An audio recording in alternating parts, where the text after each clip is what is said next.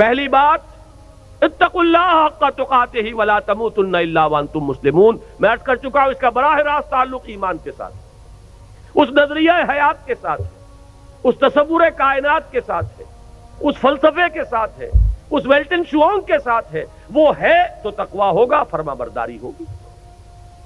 اب جو یہ جیسے میں مثال دیا کرتا ہوں کہ ایک فصیل ہے اینٹوں سے بنی ہے، فصیل کی قوت کا دار و مدار، استحکام کا دار و مدار دو چیزوں پر ہے، ہر اینٹ پکی ہو، پختہ ہو، کچی اینٹ نہ کہیں لگ گئی ہو، جہاں کچی اینٹ لگے گی وہیں اندیشے کی جگہ بن گئی، پوٹینشیل ڈینجر کا مقام ہے، پوٹینشیل ویکنس ہے۔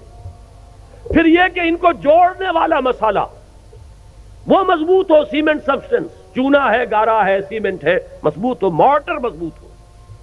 تو ایک تو ہے ایک ایک فصیل، ایک ایک بردہ مومن، اتقوا اللہ حق تقاتہ ولا تموتن الا وانتم مسلمون۔ اب ان کو جوڑنا ہے، جوڑے گی کیا چیز؟ جو فکر میں ہم آہنگی پیدا کرے، وہ چیز واعتصموا بحبل اللہ جميعا ولا تفرقوا، اللہ کی رسی کو مضبوطی کے ساتھ مل جل کر تھام لو، اس سے چمٹ جاؤ، تفرقے میں نہ پڑو۔ یہ قرآن ہے جو جوڑے گا۔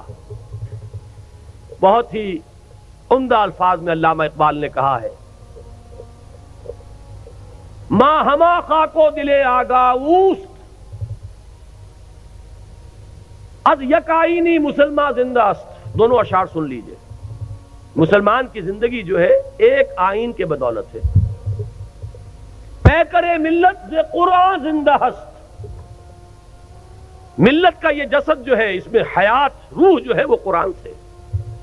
ماں ہما خاکو دل آگاہ اوست، اعتصامش کن کہ حبل اللہ اوست۔ ہم تو خاک کے مانندے، جیسے جسد خاکی ہے، اس میں روح ہے جو حیات کا ذریعہ ہے، تو در حقیقت ماں ہما خاکو دل آگاہ اوست، اعتصامش کن، جسد ملی کے اندر وہی مقام جو ہے قرآن کا ہے، مضبوطی سے تھامو حبل اللہ۔ یہی ابھی گزشتہ بدھ کو جو میرا مضمون چھپا تھا، جو الہدا ہی کے سلسلے کی اقساط آ رہی ہیں جنگ میں، شاید نظر سے گزری ہو، وہ اسی موضوع پر تھی، واعتصموا بحبل اللہ جميعا ولا تفرقوا۔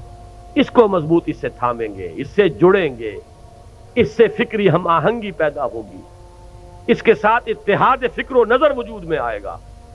یہ ہے وہ مورٹر، یہ ہے جوڑنے والی شے، جیسا کہ فرمایا ہے حضور صلی اللہ علیہ وسلم نے، القرآن حبل اللہ الممدود من السماء الى الارض، آسمان سے زمین تک تنی ہوئی رسی ہے اللہ کی، مضبوطی سے تھامو اس۔ ایک دفعہ کا واقعہ بڑا پیارا ہے، حضور اپنے حجرے سے باہر تشریف لائے، مسجد نبوی کا نقشہ ذرا ذہن میں رکھیے، حجرے سے باہر تشریف لائے تو دیکھا ایک کونے میں کچھ مسلمان، کچھ اہل ایمان بیٹھے ہوئے قرآن کا مذاکرہ کر رہے ہیں، سمجھا رہے ہیں، چہرے پر بشاشت کے آثار ظاہر ہوئے۔ یہ معجم کبیر طبرانی کی جو ہے اس کی روایت ہے۔ آپ تشریف لائے، ایک سوال کیا بڑا عجیب، بلکہ اس سوال کو تو یوں سمجھ کر سنیے کہ جیسے کہ حضور یہ سوال مجھ سے اور آپ سے بھی کر رہے ہیں۔ الستم تشہدون اللہ الہ الا اللہ وانی رسول اللہ وان ھذا القرآن جاء من عند اللہ، کیا تم اس بات کی گواہی نہیں دیتے کہ اللہ کے سوا کوئی معبود نہیں، میں اللہ کا رسول ہوں اور یہ قرآن اللہ کے پاس سے آیا ہے؟ صحابہ کا جواب کیا ہو سکتا تھا؟ بلا یا رسول اللہ، حضور کیوں نہیں، بالکل ہے، ایسا ہی ہے۔ اب آپ نے فرمایا فابشروا، بشارت حاصل کرو، خوشیاں مناؤ، فإن هذا القرآن طرفه بيديكم وطرفه بيد الله، اس لیے کہ اس قرآن کا ایک سرا تمہارے ہاتھ میں ہے، ایک سرا اللہ کے ہاتھ میں۔ یہ ہے وہ قرآن، وہ حبل اللہ، واعتصموا بحبل اللہ جميعا ولا تفرقوا۔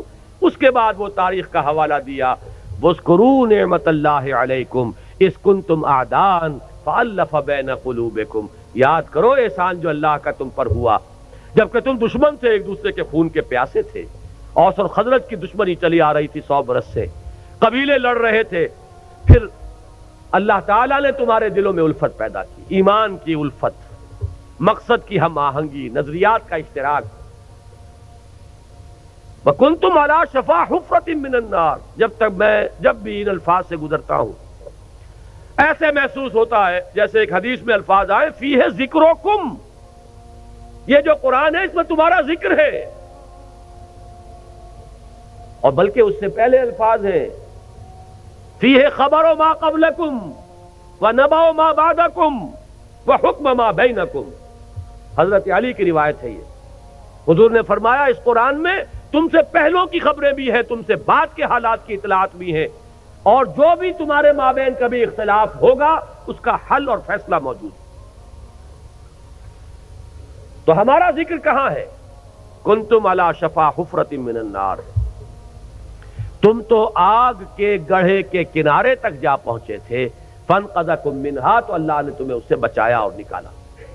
آج جو حالات پاکستان کے، جس کا تھوڑا سا نقشہ میں نے کھینچا تھا، زیادہ تفصیل میں جانے کا وقت نہیں ہے، میرا جو نقطہ نظر ہے میثاق میں اس ماہ کے پرچے میں وہ آ چکا ہے تفصیل سے، لیکن یہ کہ ذرا بھی آنکھ کھلی ہو، شعور کی آنکھ، اور حالات کا کوئی مشاہدہ ہو رہا ہو، تو یہ بالکل رائٹنگ آن دی وال کی طرح یہ حالات سامنے موجود ہیں۔ ہم آگ کے تباہی کے گڑھے کے کنارے تک پہنچ چکے ہیں۔ اللہ بچا سکتا ہے، اسے قدرت حاصل ہے، لیکن یہ بچاؤ ہوگا اسی طور سے جس طور سے کہ اس وقت اس نے بچایا تھا، محمد الرسول اللہ کے ذریعے سے بچایا تھا صلی اللہ علیہ وسلم۔ حضور فرماتے ہیں کہ میری اور تمہاری مثال ایسی ہے کہ آگ کا ایک الاؤ ہے، تم اس میں کود پڑنا چاہتے ہو اور میں تمہارے کپڑے پکڑ پکڑ کر گھسیٹ رہا ہوں۔ اس طریقے سے اسی نسخے کو اختیار کریں گے تو بات بنائے گی۔ وَاذْكُرُوا نِعْمَةَ اللَّهِ عَلَيْكُمْ إِذْ كُنْتُمْ أَعْدَاءً فَأَلَّفَ بَيْنَ قُلُوبِكُمْ فَأَصْبَحْتُمْ بِنِعْمَتِهِ إِخْوَانًا وَكُنْتُمْ عَلَى شَفَا حُفْرَةٍ مِّنَ النَّارِ فَأَنقَذَكُم مِّنْهَا كَذَلِكَ يُبَيِّنُ اللَّهُ آيَاتِهِ لَكُمْ آيَاتِهِ لَعَلَّكُمْ تَهْتَدُونَ۔ اس طرح اللہ تمہارے لیے اپنی آیات کی تبیین کر رہا ہے، وضاحت سے بیان کر رہا تاکہ تم ہدایت اخذ کر سکو، راستہ تمہیں نظر آ جائے، اس پر چل سکو۔ آخری آیت میں ہے وہ مقصد کا اشتراک، وَلْتَكُن مِّنكُمْ أُمَّةٌ يَدْعُونَ إِلَى الْخَيْرِ وَيَأْمُرُونَ بِالْمَعْرُوفِ وَيَنْهَوْنَ عَنِ الْمُنكَرِ وَأُولَٰئِكَ هُمُ الْمُفْلِحُونَ۔ اور چاہیے کہ تم سے ایک ایسی جمعیت وجود میں آئے، ایک ایسی امت وجود میں آئے۔ ویسے تو پوری امت کا کام یہی ہونا چاہیے تھا، لیکن اگر امت سو گئی ہو تو ان میں سے جو بیدار ہو جائیں، جو جاگ جائیں، وہ مل جل کر ایک امت ودن امت، پارٹی ودن پارٹی، بڑی امت میں ایک چھوٹی امت کی شکل اختیار کریں، اور ان کے کام صرف 3 ہوں۔ عہد کر کے اٹھیے اگر ان باتوں کی سچائی اور صداقت کی دل گواہی دے کہ یہ 3 کام ہو جائیں ہمارے مقصد، یدعون الی الخیر ویامرون بالمعروف وینہون عن المنکر، دعوت خیر، بھلائی کی دعوت۔ انشاءاللہ اس بدھ کو جو یہ قسط آ رہی ہے میری، اس میں اسی آیت پر گفتگو ہے، اسی لیے مجھے بڑی سہولت ہے کہ میں اس وقت اشارہ کر کے یہاں سے گزر جاؤں گا کہ آپ ذرا توجہ کے ساتھ اس بدھ کو انشاءاللہ جو آئے گی اس میں کوئی ناغہ نہ ہو جائے، اللہ تعالیٰ کوئی رکاوٹ اس میں اللہ کی طرف سے نہ آ جائے۔ تو اس میں اسی آیت پر اور پھر 2 اور قسطیں آئیں گی جو اسی موضوع پر ہیں۔ ایک میں نے مولانا امیر التبلیغ مولانا محمد یوسف دہلوی رحمۃ اللہ علیہ کی ایک تقریر کا اقتباس دیا ہے طویل۔ یہ امت، ایک لفظ استعمال کیا انہوں نے، امت پناہ ہم سے چلا گیا۔ کہتے ہیں ہم امت ہیں، امت ہونے کا وصف ختم ہو چکا ہے۔ وہی بات جو اقبال نے کہی تھی کہ آج کوئی امت محمد یا امت مسلمہ دنیا میں موجود نہیں ہے، جو چیز بالفعل موجود ہے وہ کچھ مسلمان اقوام ہیں، امت محمد صلی اللہ علیہ وسلم، امت مسلمہ نام سے کوئی شے موجود نہیں، لیکن اسے وجود میں لانا ہے، اس کے لیے جینا، اس کے لیے مرنا۔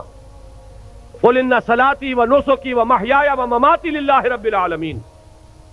یہ ہو مقصد، عمل کے لیے یہ ہو ہدف، اپنی صلاحیتوں کے صرف کے لیے یہ ہو میدان۔ دکھائیے جولانیاں اس میں، آئیے مل جل کر ایک امت بنیے، ایک اجتماعی قوت بنیے۔